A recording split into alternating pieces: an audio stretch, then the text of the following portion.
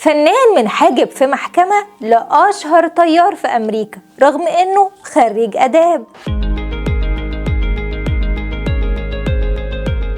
مسرحية شاهد ما شافش حاجة من أكتر المسرحيات اللي الجمهور العربي متعلق بيها، وخصوصا الجزء بتاع حاجب المحكمة اللي الزعيم كان بيشرب فيه إزازة الحاجة الساقعة، وكل الجماهير كانوا عاوزين يعرفوا فين الممثل ده، ويا ترى إيه اللقب اللي أطلقوا عليه الزعيم، وليه عبد الحليم حافظ فضل عليه أخوه في فيلم الخطايا، وإزاي بقى أشهر طيار في أمريكا بالرغم من إنه خريج كلية الآداب. خليكم معانا لآخر الفيديو. الفنان سامي جوهر اتولد في حي حدائق القبة، ووالده كان ضابط في الجيش وعنده 10 إخوات، وترتيبه كان السادس، ودرس في كلية الآداب قسم علم نفس في جامعة عين شمس. وشارك سامي جوهر في برنامج ماما سميحة لما كان طفل صغير مع صفاء أبو سعود ومحمد العربي، وبعدها طلب منه عبد الحليم يروح له علشان يشارك معاه في فيلم الخطايا، وراح معاه أخوه الكبير سعيد بالصدفة، وقابل هناك المخرج حسن الإمام.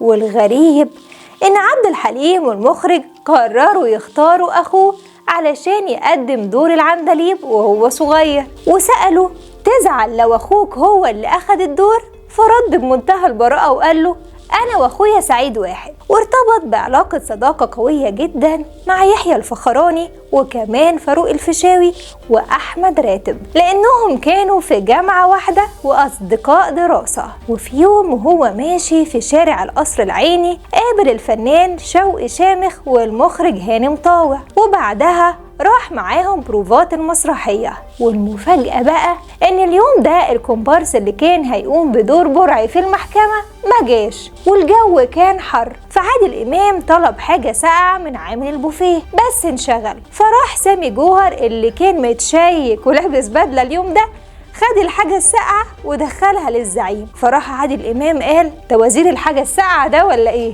ومن يومها طلب عادل إمام إنه يدخل كل يوم المسرح ويعمل نفس المشهد، وتراهن الزعيم إنه هيضحكوا على خشبة المسرح قدام كل الجماهير، بس هو فضل صامد وعاش الشخصية وما ضحكش خلال المشهد، وكسب الرهان من عادل إمام، وهو ده اللي خلاه يتمسك بيه. ونشأت بينه وبين الزعيم علاقة صداقة قوية جدا، وكان بيعتبره من عيلته وكان بيزوره كتير، ومثل في المسرحية 5 سنين من أصل 7 سنين، وكان حاسس انه بيضيع حياته على الفاضي، وكان محتاج يفتح بيت ويكون أسرة.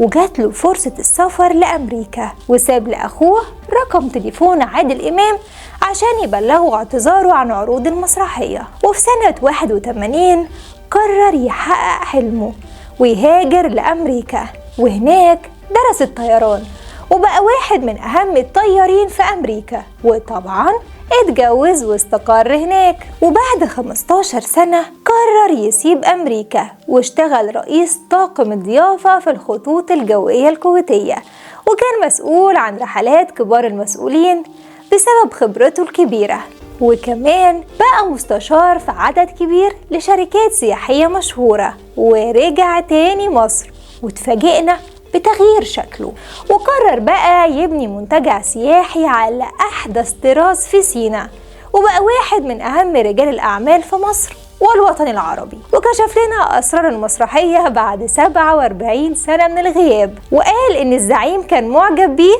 وزود في دوره. شارك سامي جوهر في فيلم حين ميسرة وقام بدور البوسطجي، وكمان ظهر في الفيلم القصير جرة قلم. قولولنا في التعليقات مين نفسه تحصل له الصدفة اللي حصلت لبرعي.